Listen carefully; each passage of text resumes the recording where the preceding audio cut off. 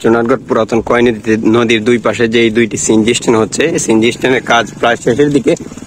আজকে এখানকার কাজের আপডেট দেখানোর চেষ্টা করছি। দেখছেন আপনারা, এখানে কিন্তু আপনার সিএনজি স্ট্যান্ডের কাজ শেষের দিকে। ওই পাশেও একটি বেগু দিয়ে কাজ চলতেছে, এই পাশেও একটি বেগু দিয়ে কাজ চলতেছে। তো হয়তো আর 1-2 দিন পরে আপনার সিএনজি স্ট্যান্ডে উদ্বোধন হয়ে যাবে। আপনারা দেখছেন রাস্তার সম পরিমাণে কিন্তু এটা উঁচু হয়েছে। এই যে এই দিক থেকে মাটি খনন করে কিন্তু এদিকে মাটিগুলোকে ভরাট করে সিএনজি স্ট্যান্ড তৈরি করা হয়েছে। খুব দ্রুতই কিন্তু পরিবর্তনের সূচনা করতেছে চুনারঘাট মাধবপুরে। এই যে আমি ওই পাশটা দেখানোর চেষ্টা করি আপনাদেরকে, চলেন। তো দেশ এবং প্রবাস থেকে যারা যারা ইতিমধ্যে দেখছেন, নিত্য নতুন আপডেট দেখার জন্য কিন্তু এবং ব্যারিস্টার সুমন ভাইয়ের উন্নয়নের সকল কার্যক্রম ধারাবাহিকভাবে পাওয়ার জন্য অবশ্যই চ্যানেলটি সাবস্ক্রাইব করে রাখবেন। আর আমরা একটু দেখানোর চেষ্টা করি আপনাদেরকে। এটা হচ্ছে সরকারি ভবনের পশ্চিম পাশে। দেখেন এই জায়গাটা কত সুন্দর হয়েছে এবং কতটা দেখতে ভালো লাগতেছে।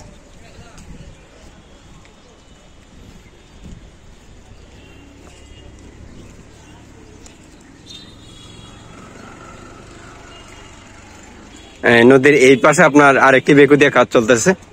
এই যে দেখছেন আরেকটি বেকু দিয়ে নদীর এই পাশে কাজ চলতেছে। দেখেন গরমের জ্বালায় কুকুরে একদম চুনারঘাট পুরাতন কয় নদীর পানির মধ্যে নামছে, মানে গরমের জ্বালায়, গরমের যন্ত্রণায়। গরম লাগেনি, সে ওই দিক দিয়ে নামে আইছে। তো প্রচন্ড রৌদ্র, কিন্তু এত গরম আপনার যদি বাহিরে যদি আপনার এই যে তাকে 40 ডিগ্রি সেলসিয়াস, আপনার গাছের নিচে তাকে আপনার এই 35 ডিগ্রি সেলসিয়াস, 5 ডিগ্রি কম এভাবে কিন্তু। তো দেখছেন গাছ কতটা আমাদের জন্য গুরুত্বপূর্ণ এবং ইম্পর্টেন্ট।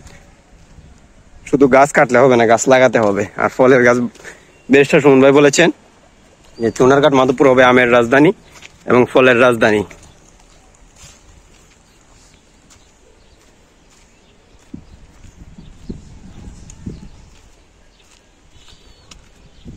এই যে এদিকে আরেকটি বেকু দিয়ে কাজ চলতেছে।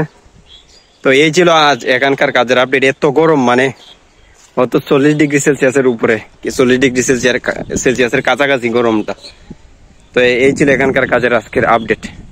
তারা খাওয়া দাওয়ার জন্য গিয়েছে, আসতেছে। আমি জুম্মা নামাজের পরে কিন্তু দুপুরে মানে কানা না খেয়ে কিন্তু একটু আপডেটটা দেওয়ার জন্য চলে এসেছি। তো দেখছেন এই পাশটা খনন করে কিন্তু মাটিগুলোকে নেওয়া হবে। এই যে এই পাশ থেকে খনন শেষ। আর গাছ জন্ম নিচ্ছে, সমস্যা নাই। এটা আরো ভালো স্বচ্ছ পানি দেখা যাবে। যখন এটা পানি আসবে, পানি চারা হবে নদীতে, তখন এই স্বচ্ছ পানি দেখা যাবে, নিচের ঘাস পর্যন্ত দেখা যাবে। এটা খুবই স্যাটিসফাই লাগবে। তো ধন্যবাদ সবাইকে।